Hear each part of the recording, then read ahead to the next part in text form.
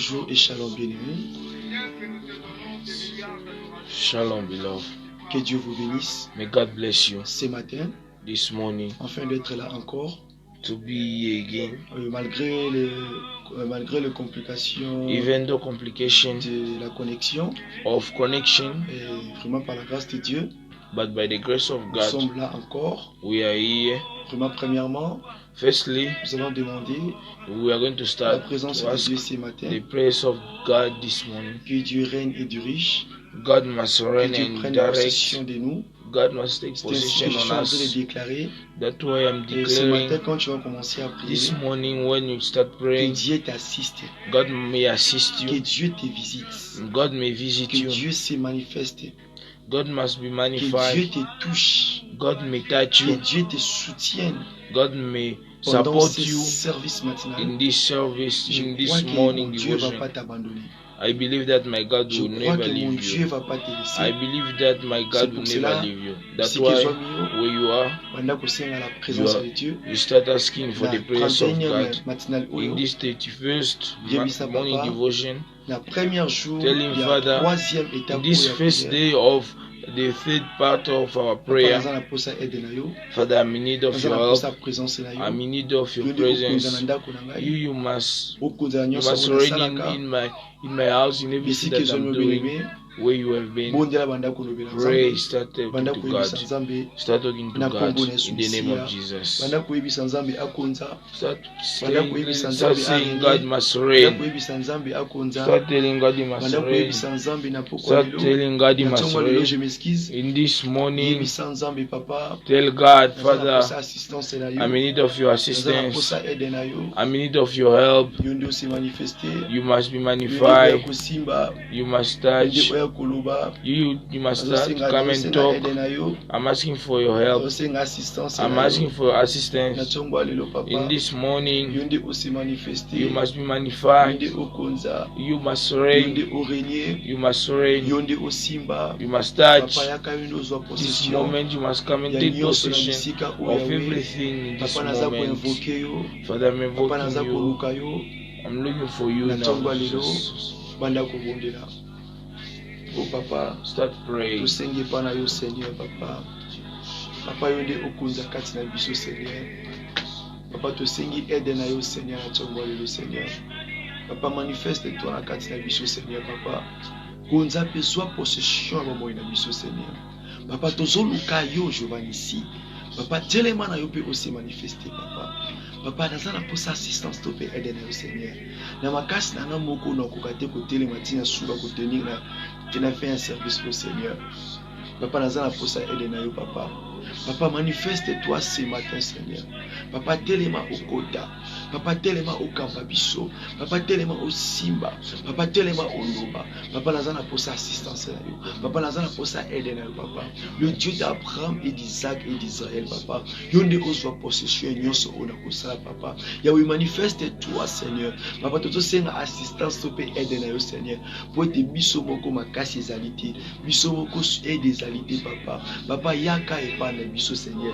Yaka yo kamba biso. Kita na bomoi na biso Seigneur. Yo nde ozwa possession. Kita po ete otabwisa. Kita po ete okamba mokili oyo Seigneur. Tala banjulu to bisala misika nyonso ya ba piège yawe. Naza na posa présence na yo. Naza na posa aide na yo. Naza na posa assistance na yo. Papa manifeste-toi. Papa manifeste-toi. Papa manifeste-toi. Papa nazo senge pa na yo. Nazo lobe pa na yo. Papa telema na yo. Papa telema na yo. Papa telema na yo. Papa yaka na tongwa lelo. Nazo luka yo. Nazo benga yo. Yo nde okamba. Yo nde osimba. Yo nde osi manifeste.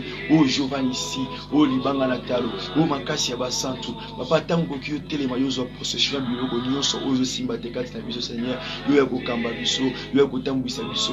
Yo ya kosimba yawe. Nous te demandons ce matin Seigneur. Manifeste-toi Jehovah Nissi. Manifeste-toi El Shaddai. Papa nazo luka yo. Papa nazo benga yo. Yo zali wapi yawe. Telema na yo libanga na talo. Telema na yo makasi ya basantu yawe. Na chongwa lelo papa. Manifeste-toi Jésus. Prends possession et règne. Prends possession et compte. Prends possession et dirige. Toi, tu as dit que, oh papa, toi, tu as dit que sans ton esprit, tout ça, les locaux, mon côté. Tu as dit que sans toi, nous ne pouvons rien faire. Sans toi, nous ne pouvons pas même avancer. Sans toi, papa, il n'y a pas la vie. Sans toi, nous sommes mourir. Sans toi, Yahweh, oh, nous sommes perdus, Seigneur. Papa, il y a kakati na biso. Kota pe o simba. Kota pe o kamba. Kota pe o possession bandako. Bisika toza kovanda. Bisika toza kolala. Seigneur, to senge pa na yo. Yo kotelema na yo. Yo se manifester. Oh, Giovanni ici. Oh, libanga la tano. Le roi des rois. Le maître des temps et des circonstances. Papa, telema na yo. Tobele liyo. Na chongwa lelo, papa. Yaka o se manifester. Remande rebo shaka. Marebo sinde. Yawe telema na chongwa lelo, papa. Beleme ebi sans zambi. Nazana posos wa possession ndako na ngai. Beloved, tell God, I want you to take the possession in my house. Yebi sans zambi, il y a des choses qui ne marchent pas. Tell God there is things that is not working. J'ai besoin de toi. I'm in need of you. Papa, règne dans ma vie. Tell God, reign in my Papa, life. na libota na ngai. Say, God, get inside my Papa, family. telema yo kamba. Father, stand and direct. Papa, soki yo te na kati ya libala na ngai, nani mususu. Father, say, Father, if not you in my marriage, you again. Papa, tala ba faire na ngai komi koteta ba, komi kotata bana. Tell Father, take my work, start moving out of balance. Tala business na ngai, ona na mata na zo kitande na si. Check my business. Instead of increasing, the living is just going Baninga baza decreasing. ko avancer, mais na zo ngakasi. People are going forward, but me, I'm just going behind. People are, my friend, are going forward, but me, I'm just remaining going backward. God, it's what in my life. Did I become the friend of crying, or I became the friend of losing, or I became the friend of losing, or I became the friend of cheating or sterility? Tell God, enough is enough. Tell him this morning. Tell him this morning, Father, I want you to take possession of everything in my house. I didn't tell you to do a supplication prayer, it's an authority prayer. Tell him that, Father, I want you to come in my life and to direct me. Tell him, Father, I'm in need of your intervention this morning. Because if you don't stand, if you don't magnify yourself, Father, me, I'll get lost. Tell him, Father, me, I'll fall. Tell him, Father, me, I'm no more succeeding. Tell him, Father, you are my strength. Tell him, Father, come and get inside the problem of my life. Beloved, ask for the assistance of God. Tell God you must get possession of everywhere that is disturbing you. In every way that they are fighting you. In every way that they are putting for you traps so that you must fall down. Tell Father, get inside the problem of my life. Even if I started the beginning of this year, I didn't see anything. But I believe in this first day of the 15 days that remain, you enter the problem of my life. You enter the problem of you enter the problem of my document of my health. Beloved, while you are praying, if it's asking for you to walk, if it's asking for clapping and clap hands, engage in this prayer. Put yourself deep down in this prayer. You see that you never be defeated, and you see God will answer your problem. You start praying. Start praying where you have been. Et papa télémana lisusu. Papa manifeste-toi likola vie na Seigneur. Manifeste-toi na ona lo sala Seigneur. Papa nazana posa assistance tope aide na ona tongwa le Seigneur. Papa ngamoko na meki na kokite Seigneur. Ngamoko na lukina kokite Seigneur. Papa yango Jericho ni telema liboso vie na ngaponga na lekana te. Papa moto ndio na telema liboso vie na ngaponga na mwa loboko na yo te papa. Papa eza nini papa na vie na nga papa.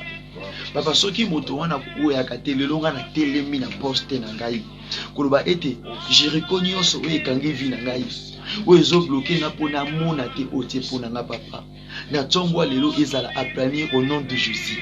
papa banda kozwa possession ya vie na ngai banda kokota makambo ya vie na ngai na kati ya balien na kati ya kutima libota na nga papa yo nde okonza ozwa possession na kati ya stérilité ya famille na ngai yo nde okota ozwa possession na kati ya business na ngai yo nde okota ozwa possession na kati ya bafere na ngai yo nde okota ozwa possession na kindoki na soloka na monkadia na bablak makambo nyonso mabe. Toi tu as dit que toute chose est révélée et déjà condamnée dans la prière papa. Papa nazo condamné, papa nazo telemela, papa nazo bebisa, papa nazo kouissa toutes les forces étrangères, toutes les forces de l'inconnu, de domination, de l'autorité. Ozo luka ekonza na ndako na ngai, na libota na ngai, na kati ya bana, na bandeko, na baboti yawe. Papa naza ko telemela, papa naza ko kouissa, papa naza ko détruire, naza ko anéantir force wana, naza ko repousser yango musika na nga papa. Ebanda ko tika kai, ebanda ko bima, ebanda ko lobwa, nazo repousser force nyonso mabe ya molili ya solo ka Seigneur,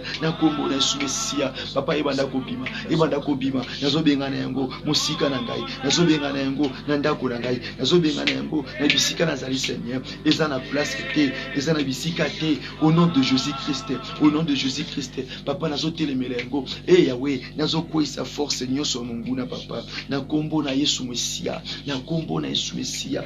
Papa démon nyonso bazo konza na kati ya libota, na kati ya libala, na kati ya santé na ngai Seigneur, na kati ya bafere, na kati ya business papa, na tsongo lelo papa, naza ko anéantir, nazo kwisa ye na kombo na Yesu. Thank you Father. Oh Yahweh, papa sala mona tsongo lelo Seigneur. Oh papa, il va beaucoup ici Seigneur, sinon Seigneur se m'a Seigneur. Papa na kombo na Yesu Mesia. Papa nyonso o mungu na kasaki Yahweh, na tsongo lelo papa, naza ko s'opposer contre yango au nom de Jésus. Ezana impact te, ezana nguya te, ezana force te. Nguya nyonso ya mabe Seigneur oyo konza na kati ya ministère oyo, na kati ya salle oyo, oyo kota na finance, oyo linga ekausa, oyo linga ebebisa. Papa na place ebebisa nanu yanga papa. Na bandi na ko bebisa ba complot. Na bandi na ko bebisa nyonso ba semaki ba plasaki. Yawe na kombo na Yesu Mesia. Pona koloba ete ezana impact te, ezana nguya te. Mozo bondela pona famille na yo, bondela pona bana na yo, bondela pona bandeko na yo, bondela pona même bato vandaka na bango, banda ko bebisa reine nyonso mabe o elinge vandisama, misala nyonso o déjà basali ba placer na kati ya ndako na yo, banda ko anéantir yango, o ezali même blocage, domination, banda ko autorité likona ngo. Alors bien tu n'as pas si bien le pouvoir de marcher sur le serpent, sur les scorpions. Yango na tongo lelo banda ko exercer pouvoir. The power of walking on top of the scorpion and the snake. Soit pouvoir. Take power that God have given you. He's saying you became the child of God. You didn't born child of God, but you became child of God. That's why this morning you are going to take that knife, you are going to cut, to destroy all work that they have done in your life. If those work is for failure, you are going to chase it in your way. If that work is for blockage, you are destroying it in your way. If that work is for distraction, you are going to chase it in your way. If that work is just for you to fall down, you are also destroying it. If that way it's coming so that it must just remove, take all your things, you are going to remove all those powers. If also is the 5th of John 10:10, he's standing in your life. Who is saying the thief, who is coming just to steal, to just take, to just kill, to destroy. Beloved, this morning we're having intercession yesterday. The prayer that we prayed yesterday, when I sleep, God showed me things. So I understand that the prayer that we did was strong. I see all people that were hiding behind my back, even behind you, the one I pray for. I see the level of fight that you are passing through. Beloved, this morning, you are taking that knife. You are going to pray. You are going to pray. Mother, stand in prayer. Mother, stand for your family. Oh, beloved, in the end of the year, the devil just looks to rape. He just looks even to steal even your children. That's why you are going to start first fighting, destroying all the bad way that you have done already. Everywhere that you have put in already his weapon, you are going to enter there and destroy all those weapons. When you are praying, you are clapping and you are destroying. In the name of Jesus Christ, just praying.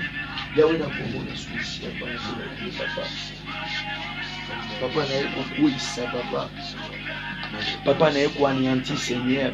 Force Seigneur sur ma vie, Seigneur, papa. Wezoluka ekonza, wezoluka eiba, wezoluka ebebisa. Papa ezala anéanti, papa ebebisama. Na Congo na Suecia. Papa onye so mungu na zoli na atia. Oso mungu na zoli na aseme papa. Na kati ya libota na yo, na kati ya bana na yo, ezala ni sans effet. Ebebisama na Congo na Yesu Kristo, na détruit yango, na poesi yango, imparte nyonso ya molili, force nyonso ya molili, na ministère au Pesinaï, na ministère au Pesinaï, epoisama, ebebisama, na Congo na Yesu Messia, na zako telebela, na zako poisa, na zako bebisa, force nyonso inconnue, force nyonso étrangère, où ezako se présenter, où ezo telema, où ezo luka ebebisa, où ezo luka ekonza, où ezo luka ekamba, na zo telemela yango, na bebisa yango, na Congo na Yesu Messia, epoisama, ebebisama, tout est le plan diabolique, tout est le plan de l'ennemi papa, les en imparfecté, les en anguyate, na tongo ya lelo, na zo telemela yango, na tongo ya lelo, na zo bebisa yango, na tongo ya lelo, na zo soit ekateli, likola vie ya bana nzambe, likola pepe na yo, na mabota nyonso, o mungu na zo luka akonza, o mungu na zo luka a diriger, papa balonga te Seigneur, papa simba te Seigneur, papa bebisa te Seigneur, nyonso oyo plata ki ya malamu Seigneur, ceux qui voulaient voler à epona bebisa a dérober Seigneur, akuta na o Yahweh, na kombo na Suecia, papa na yeko so possession, papa na yeko bebisa, papa na yeko telebela, mabongisa nyonso o diaba zo sala, likola bana na yo, likola pepe na yo, na fin de l'année o yo, ezala anéanti au nom de Jésus. Rebiete toute arme qui sera forgée contre ton peuple sera nul sans effet. Papa naza ko condamner, naza ko anéanti arme nyonso ya molili, arme nyonso ya soloka, o ezokota mabota na yo, ezokota na bota bana nzambe, ezokota na famille na misala ya bana na yo, ya pepe na yo, ma vie c'est pas mon Seigneur. Papa naza ko anéanti, papa naza ko kuisa, papa naza ko telemela, naza ko bebisa au nom de Jésus. Les en impacté au nom de Jésus, les en envoyate o Yahweh na bengani yango, na bengani milimo nyonso na be Seigneur, ozokite maluboso na biso Yahweh, pona ko telemela pepe na Seigneur, na bengani yango ekuisama au nom de Jésus. Les en envoyate au nom de Jésus, les en impacté papa naza ko bengada, naza ko kuisa, naza ko telemela au nom de Jésus, au nom de Jésus. Bien aimé bon de la bisike zo amio, banda ko écraser, banda ko anéanti, banda ko bebisa, banda ko écraser, banda ko telemela nyonso oya everything, all those bad things, all things of the devil, tell God, all weapons that they may stand in front of my children, in my family, it must be destroyed, it must be condemned. Beloved, in this 6, in this 1 hour with Jesus Christ, since the devil tried to destroy the instrument, since it didn't succeed, God gave you already victory. territory. You just go and possess all this territory that the devil knows how to keep those weapons, where he knows how to put this weapon. You have children, beloved. You have children, mother. You have also the work that you are doing. You have also work, jobs, deals. Are you not seeing that the end of this year things is not going alright? Are you not seeing that things is getting disorder? You are not seeing that the trouble gets inside your problem. I want you to chase all that authority that want to stand in your family, in your life. That bad spirit that want to destroy your life, your problem. You are going to stand upon it. You are going to destroy it. You are taking possession. You are taking possession. Stand up. Stand. Me, I just like those type of things. I feel just like jumping. If it's asking me to catch, I'll just catch. They want to cut, I'm just cutting. They want to break, I'm just breaking. But start destroying. Don't check it your neighbor. If he's sleeping, make him stand and pray. Tell him that is the time to touch weapon and to go in the fight. Beloved, start getting inside, start destroying, pray where you are, start destroying, start making whole, start taking life. Pray where you have been. Papa na eko bebisa, papa na eko kwisa. Force Seigneur sur ya molili, force Seigneur sur ya diable. Oh my Lord, na eko telema papa, na eko anéanti, nguya nyonso ma be Seigneur. Wezali ya soloka, wezoluka ekota, wezoluka eyiba, wezoluka ebebisa. Na kati ya vie na ngai, wezotelema même finance ya we, ya pepe na yo, ya basali na yo, bato nyonso wazosunga evre oyo, baosunga musala oyo oyo omolimo ozoluka ebebisa fiance na bango ebebisa business affaire musala yawe nazo telemela esprit wana nazo bengana yango nazo chasser yango. Toi tu as dit que opesa ki biso nguya ya ko bengana ya ko chasser même les esprits inconnus, les esprits même l'esprit même oya sec, l'esprit même oya koyiba, l'esprit même oya pona ko bebisa, l'esprit de la destruction, l'esprit mauvaise opesi biso nguya ko bengana yango obikelo ko moko te ko nuire biso yawe yango na tsongo le Seigneur nazo bondela pour la peuple na yo Seigneur nazo telema pe ko kota bitu mabota oyo bandeko o Seigneur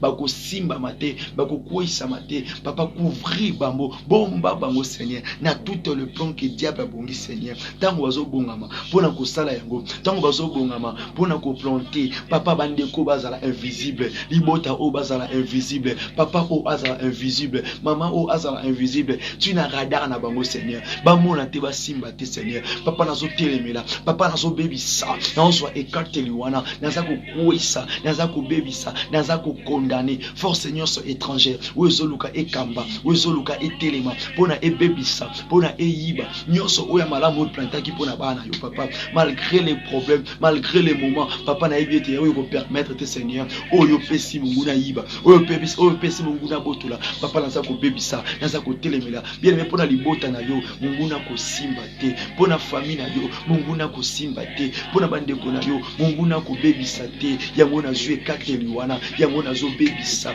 au nom de Jésus, au nom de Jésus papa engu bako simba te bako yiba te papa yo bateli yo bombi yo ndeli ko solo papa kamba pe bomba papa kamba pe simba papa nyonso baki hotel ma pote na hotel ma po eyiba e bebisa na koya bana yo ezala ni le sans effet papa na za ko croire te Seigneur na esprit où est supérieur pas na yo non croire te Seigneur ma bongisa mi moko oyo ko se prendre biso non croire na ngote Seigneur. Moi je crois que ce matin Seigneur yo za un Dieu pouvoir l'air yo za un Dieu pouvoir l'air yo zo pesa biso longa yo kota bitumba pepe na yo yo zo bundisa biso yo zo longisa biso yo zo bundela biso contre ma plan nyonso ma vie contre bon je me suis dit avec Seigneur papa nyonso munguna pasaki et papa na compréhension aussi.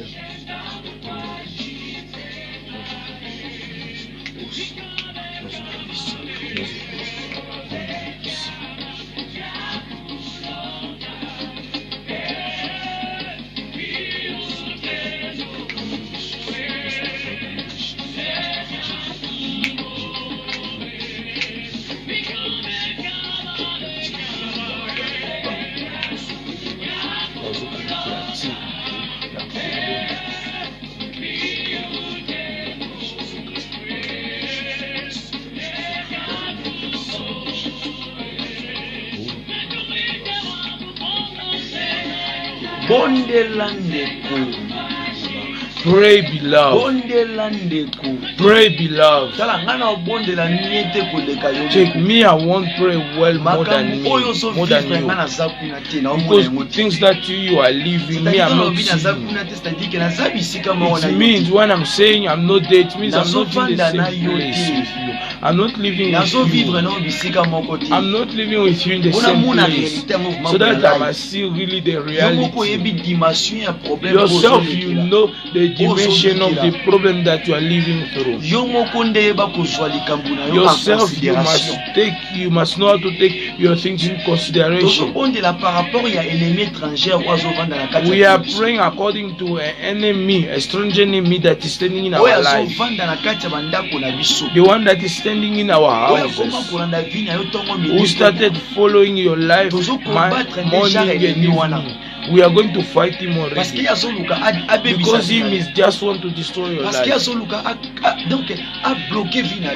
He's just looking to block your life. He's looking to block your health. He wants even to destroy your project. Because he's saying, I form a project of peace. And he said, not for sadness. The one who is creating sadness is the one that is following you.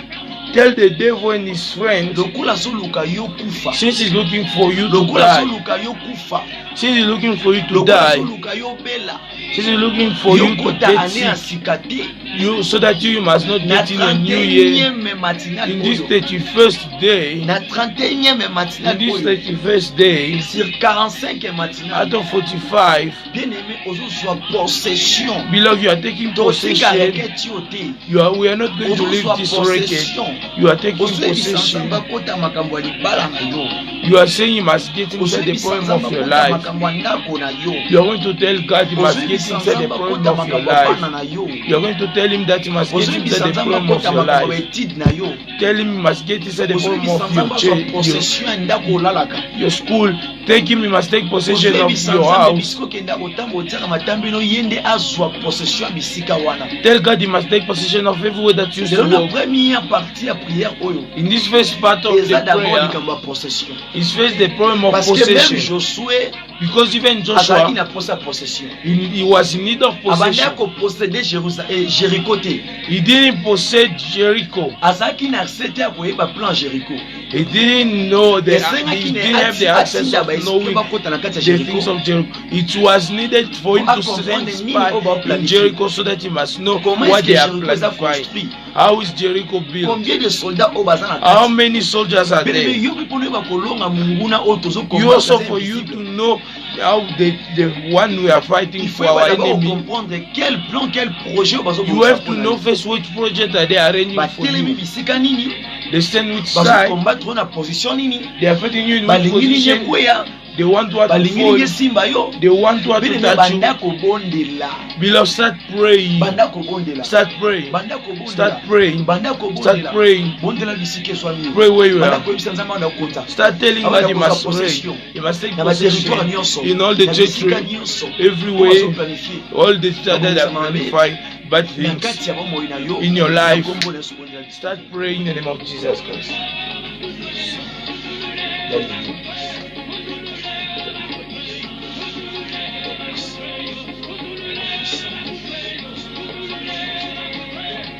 Yahweh na kombo na Yesusia.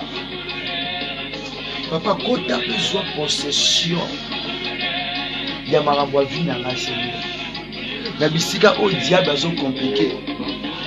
Na bisika o le diable cherche à voler ma vie. Cherche à voler même ce que tu avais placé à moi. Même si nga moko Seigneur, na ki dit ba Seigneur, mais le quoi na comprendre, na su révélation, na su prophétie, na su éclaircissement. J'ai compris que le diable est dans sima makambo nga na omona. Ana sima passion nga na oleka na go. Ana sima douleur o nga na vivre. Yango na pokolo na ko renverser ba arme nyonso na ko renverser mire nyonso Jericho etelemaki na ko planer yango. Pote nzela na ngeko mapolele. Pote na mona liboso papa na kombo na Yesu. Yes. Yes. Yes. Thank you, Father. Thank you, my Lord. Bien-aimé, Beloved, tell God this moment. You must not be attend. You must not be touched even though they are complot. Even though they are complot. Quelle que soit leur formule. Even though they are formule. Quelle que soit leur attaque. Even though they are attack. Quel que soit leur plan. Even though they are playing.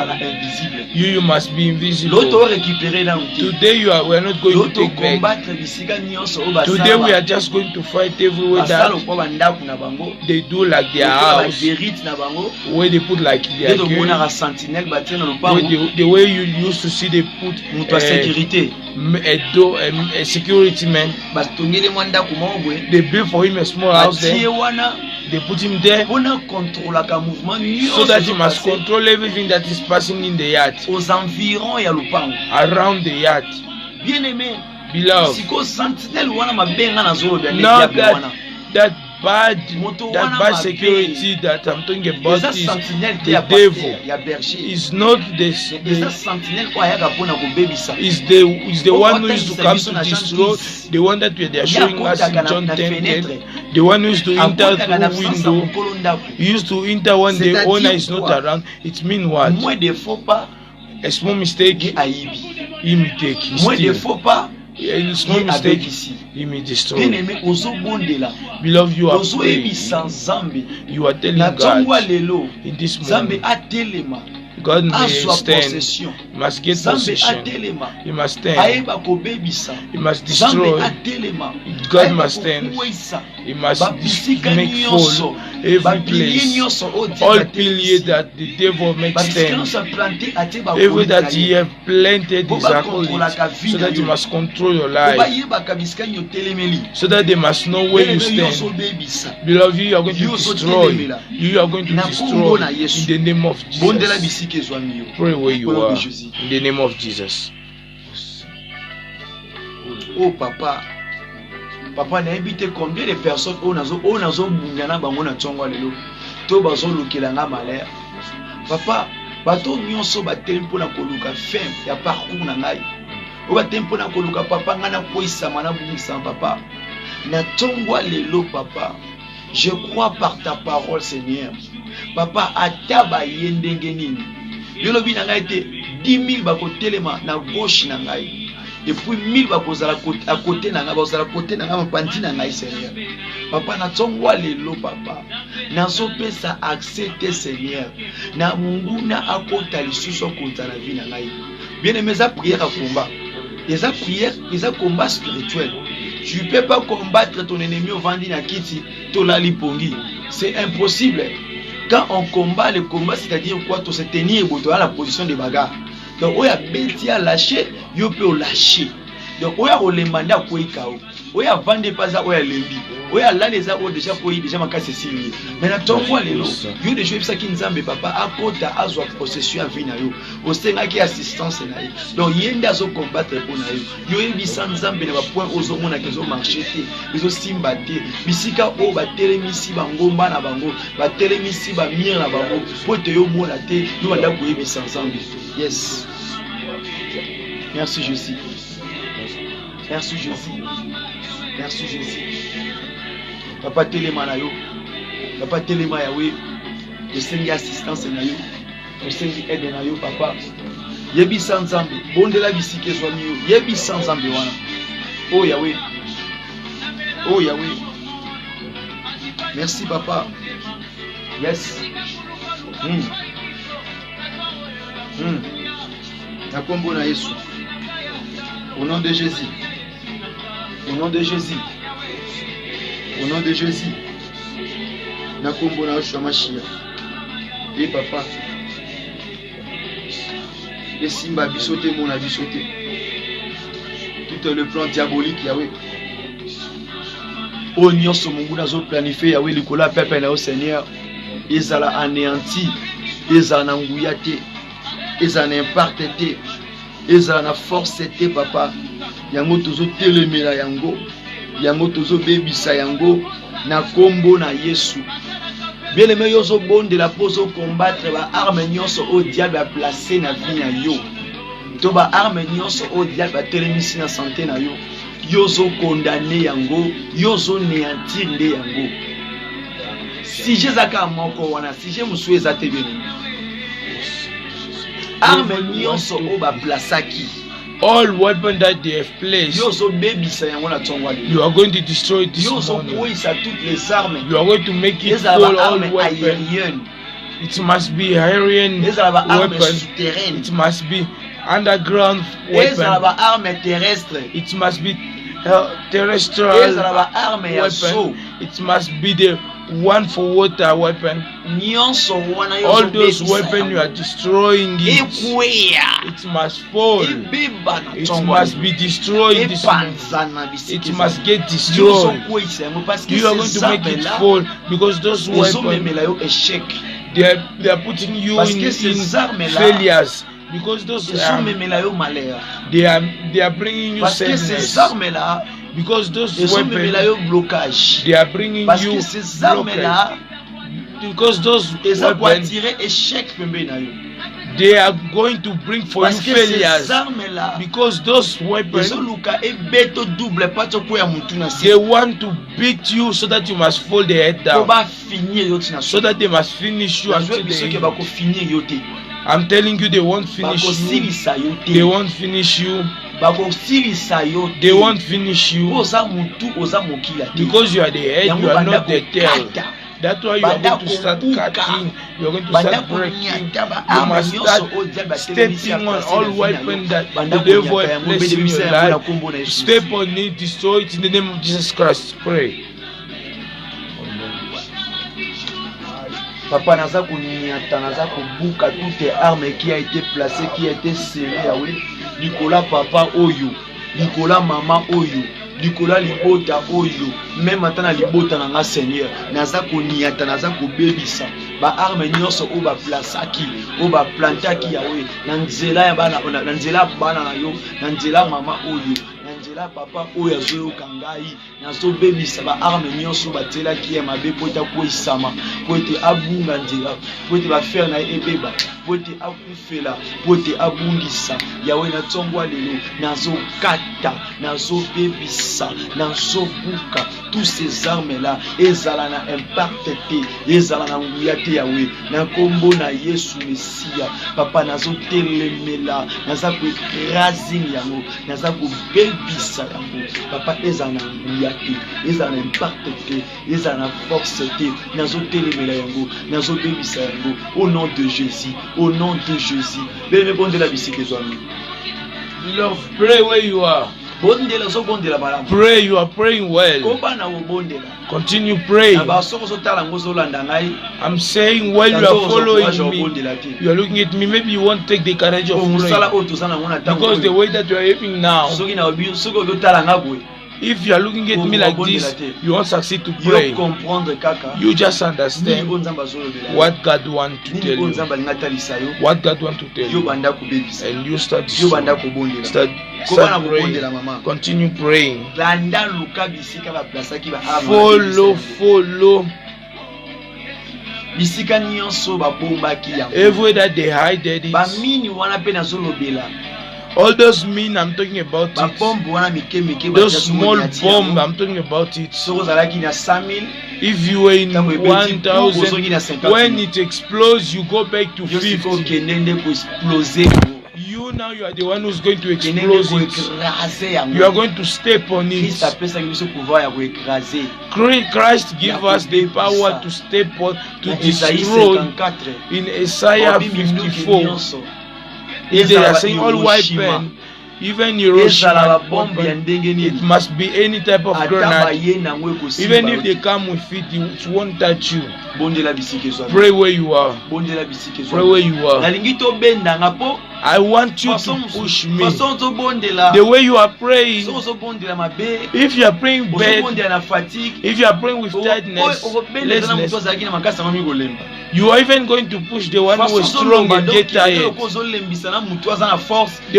way you are talking, it's just you are making even the one who is talking with courage you are going to remove all the courage. Me, if I was in desert or in the forest, the sound that I'm going to give you to say no. This one is really fighting. This one is really fighting. Because what is in me, when it used to stop, you listen really fighting for me. Because it's in me, and me I'm for you. Pray. Destroy all those weapons. Start destroying those weapons. Pray where you are. In the name of Jesus Christ.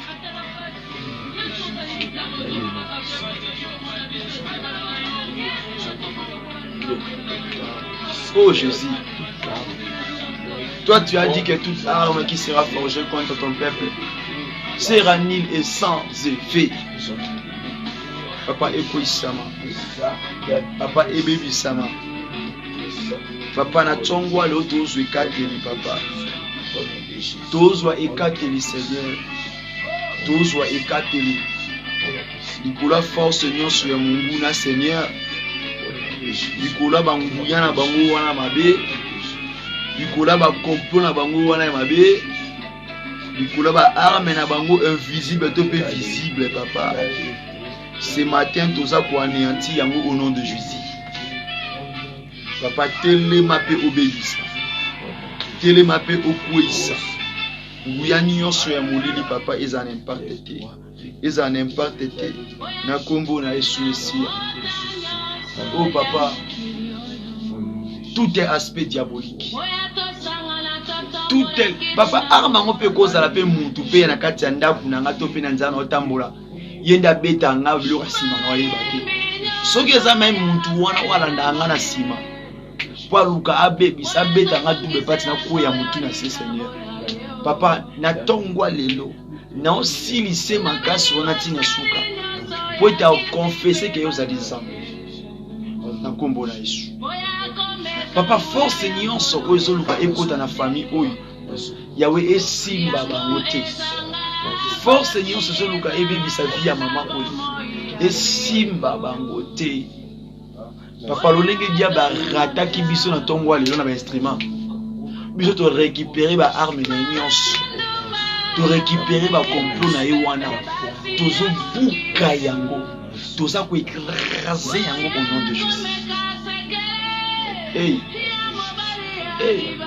yes l'Éternel d'examen. Oh my Savior, Seigneur, tu es Dieu, Seigneur. Oh my Lord, oh Kolo, yo no télémina tongwa lelo. Yo so combattre pour la peuple na yo Seigneur. Yo so bunda pour la peuple na yo Seigneur. Yo so kota makambo peuple na yo Seigneur. Na tongwa lelo Seigneur. Yo so kuaneanti, yo so bebisa, yo so kwisa, yo so kwisa, yo so kuaneanti force nyonso ma Seigneur. We télémina tongwa lelo Seigneur. We so luka eiba, we so luka ebisa, we so luka epoisa. Papa epoisa ma au nom de Jésus. Na kombo na Yesu. Papa na zo bebisa, papa na zo kwisa. Ya nyonso ya molili ya so luka etia.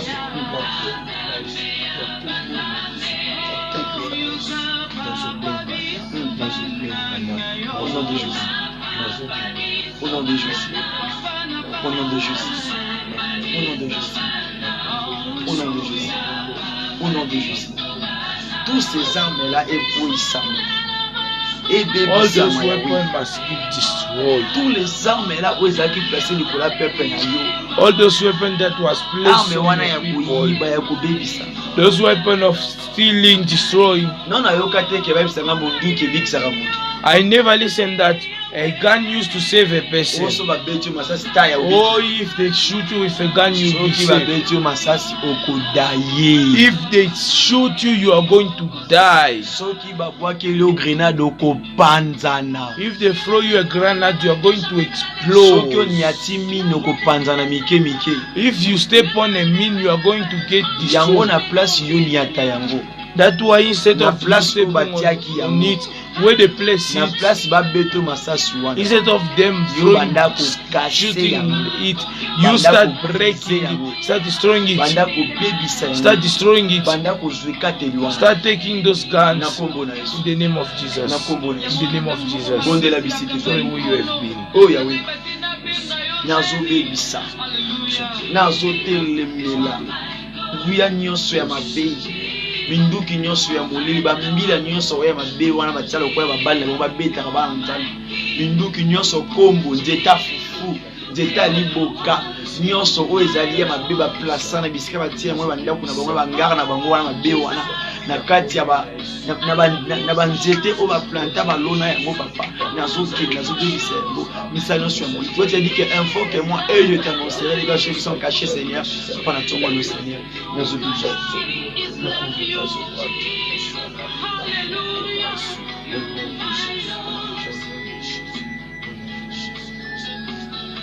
merci Jésus. Merci Jésus. Merci Jésus. Oh papa. Oh Yahweh. Yosu possession Yahweh na tongo la zoka.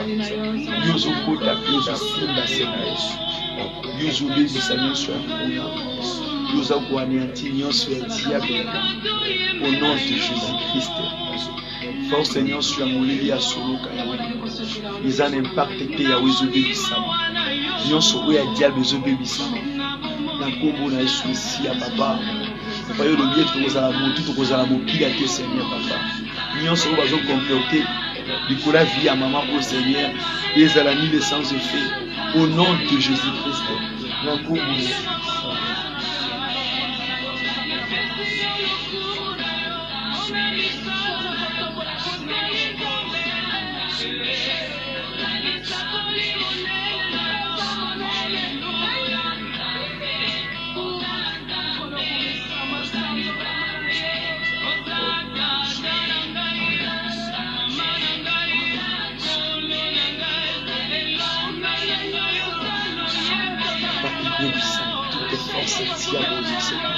Et ça l'a impacté au nom de Jésus.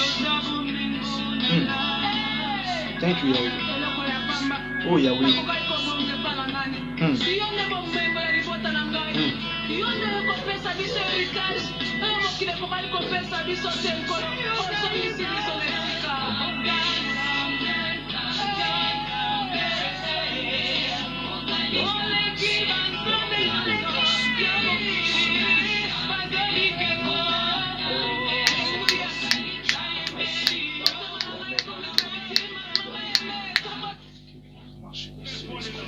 Et Yahweh, et baby Sama Yahweh, force Seigneur sur molili Seigneur, où ils ont téléma, une douce union sur le boutou Seigneur, ils en impactent que Seigneur, en vie à peuple na Seigneur, na combo na Yesu Mesia, nous téléma Seigneur, la âme union sur le boutou, où il y a soluka Seigneur, malade union sur imprévu, où ils ont un de la mindu qui a diable Seigneur, pour Eluka et baby Sama.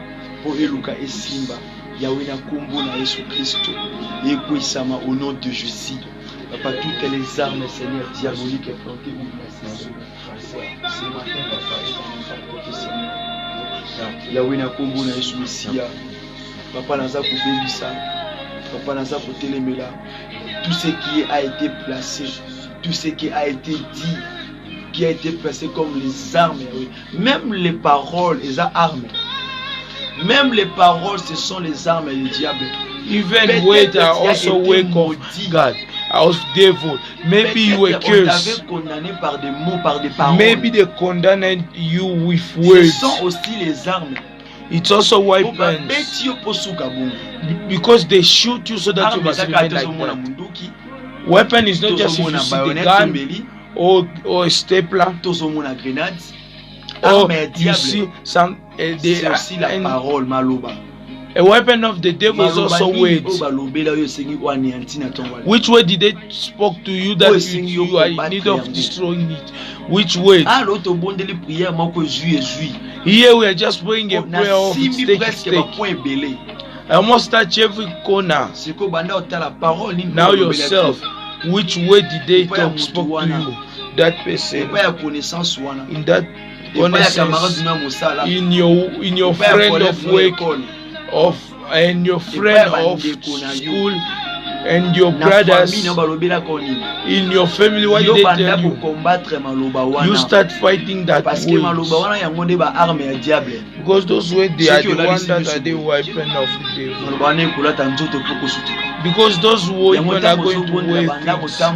Because now when you are going to start, you are going to be praying on all the shit in the name of Jesus.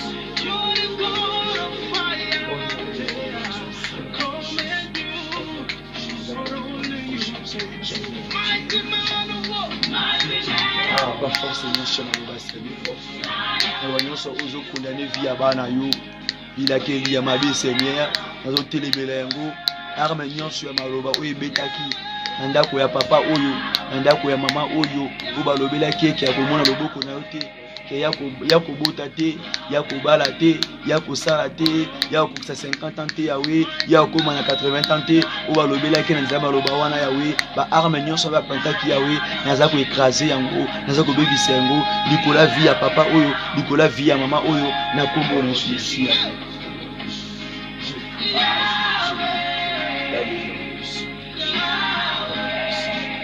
Oh Yahweh, eko isama ebebi sama. Na kombo na Yesu Messia, eko isama au nom de Jésus. Ebebi sama au nom de Jésus.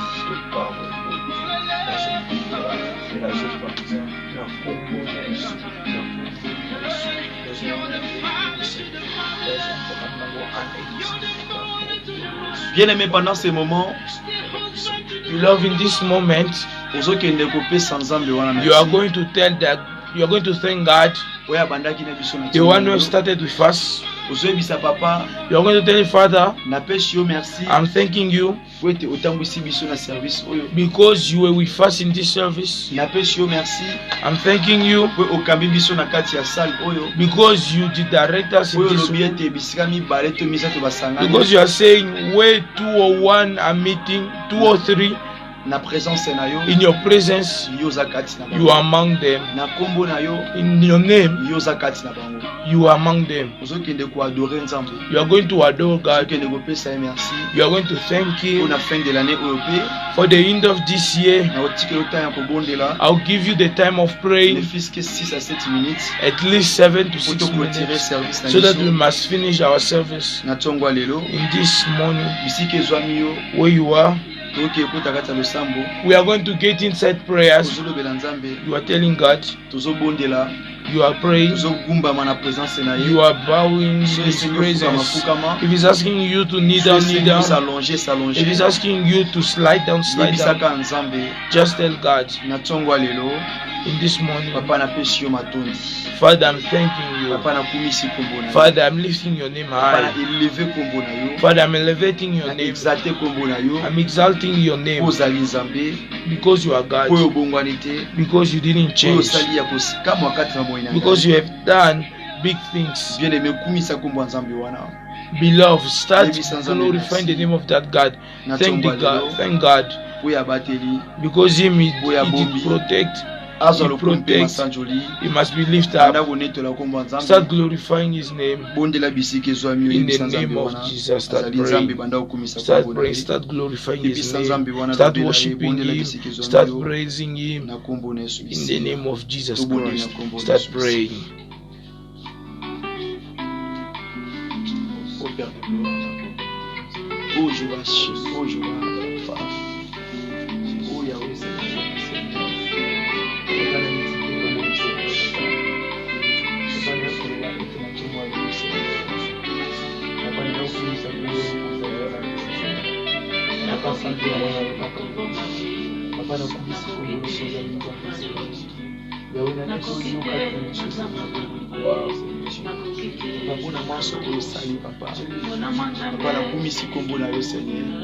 Papa, sois élevé, Seigneur, ce matin, Seigneur.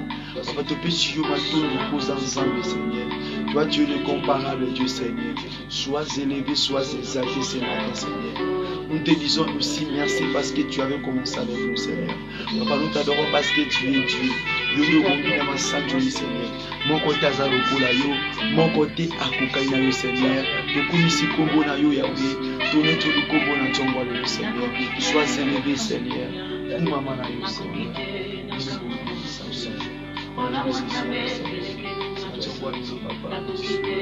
Parce que tu es Dieu. Parce que tu es le roi de vie. Nous nous revenons à Saint Dieu. Nous commissions comme on a eu. Papa nous comme on a eu sous Messia. Papa tu mets tout le combo na yo. Et Yahweh kuma na yo Seigneur. Et Papa Sanjo la mana yo Seigneur. Papa nettoie mana yo l'Éternel Dieu. Kumisa mana na tongo le Seigneur. Yo zali malamu. Yo bongina lukumu. Yo bongina masanjoli Yahweh. To kumisi kombo na tongo le Seigneur. On a bolamu ko sali kati na biso Seigneur. Yo zali nzambe. Tongo mana yo. Kuma mana yo na kombo na Yesu Kristo. Na kombo na Yesu Kristo. Tu élevé kombo na yo. Tone toli kombo na yo. Pondo bongina masanjoli. Yo zali nzambe na kati na biso bato.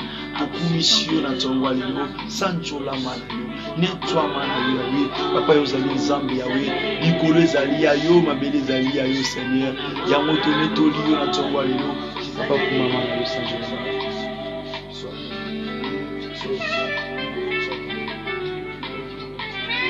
Et Papa, tu es Dieu ce matin, Seigneur. Papa, l'incomparable Dieu, nous t'exaltons, Seigneur, pour ton amour infini envers nous, Seigneur. Papa, sois élevé, sois glorifié, Seigneur. Oh, nous élevons nos voix ce matin envers toi, pour te dire, Papa, tu es Dieu, pour te dire que tu es merveilleux, l'incomparable Dieu. Nous te disons merci parce que tu avais commencé avec nous, parce que tu nous as guidés, tu nous as orientés dans ce service matinal, dans ce 31e matin, Seigneur. Nous te disons merci, Papa.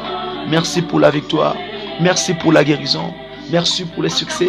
Merci pour la restauration. Merci pour l'élévation. Merci pour ta protection. Merci pour tes bienfaits. Merci, Jéhovah Nissi. Merci, El Shaddai. Papa, sois élevé, Papa. Nous te disons infiniment merci. Merci parce que tu as veillé sur ton peuple.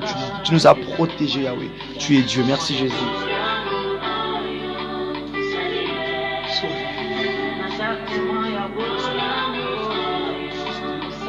Papa, sois élevé, Seigneur. Nous te disons merci ce matin, Seigneur. Pour Zali Nzambi Yobomalite, Seigneur. Tokumisi kombo na tongwa lelo, Seigneur. Tonetoli kombo na tongwa lelo, Seigneur. Papa Yozali Nzambi Yahweh. Tokumisi yo, Papa Yodobongi na masanjoli, Seigneur. Mama na yo pozali Nzambi. Nettoie malibanga na talo, Papa Yobomalite, Seigneur. Yozali Nzambi na tongwa lelo, Seigneur. Sanjola mana yo, Papa Mama na yo, Seigneur. Yonde makasi ya basantu, Seigneur. Yonde elonga basantu, Seigneur, Papa. Yonde omérité na yango. Yonde bogi na masanjoli, Jéhovah Nissi. Oh Yahweh kumama na yo. Oh Yahweh nettoie mana yo. Na kombo na soucia. En même position. In the same position. Ozotika journal no aboko na Nzambe. You are living the day of today in the end of class. You are going to school, you are going to work. Or you the one who is already in holiday. Or you the one who is going to school. I'm going to tell that God this morning you are telling God, Papa, Father, lift up your hand. Papa, Father, I'm leaving everything I will do in your hand. You must be magnified. You must be shown.